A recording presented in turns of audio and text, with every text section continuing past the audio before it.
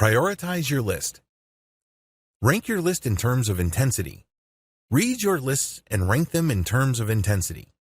When you think about, for example, the father you never knew because he abandoned you when you were still in your mother's womb or when you were a little kid, how do you feel about that?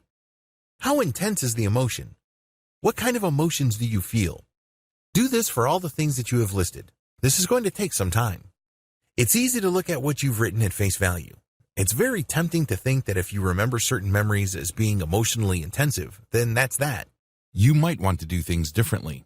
Give yourself the opportunity to really feel the emotion. How intense is it? Is it consistently high? Are you sure this is not just a one-time thing? Are you sure that you're not remembering a memory?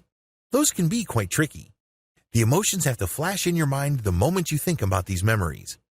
You can't think about being angry in the past about that memory. That doesn't work. It has to be a first-hand emotional experience.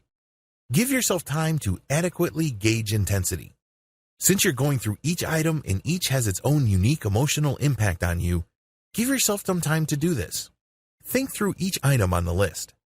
Now that you have given yourself time to adequately gauge or appraise the intensity of the emotions of your memories, you need to take one extra step. This is a very important step. Avoid the tendency to read into the intensity of your emotions. In plain English, this means that the emotions have to be intense in and of themselves. The moment you think about something, intense emotions have to flash in your mind. That's how immediate it should be. Avoid thinking about situations where you're thinking about something, and then the fact that you are thinking about it and you start feeling bad about the memory, and then it starts getting really intense. The intense emotions you're feeling are not really about the memory itself, but the act of you going over the memory. Do you see the difference? One of these situations has something to do with the actual facts of the memory. The other is just your interpretation of those facts. Again, there's a big difference. Be completely honest. Please understand that you're not trying to impress anybody here. You're not trying to prove something. You're not trying to be some sort of role model. Nobody's watching.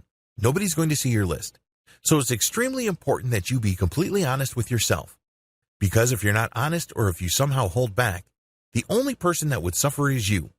And ultimately, other people around you, namely your loved ones, will suffer as well.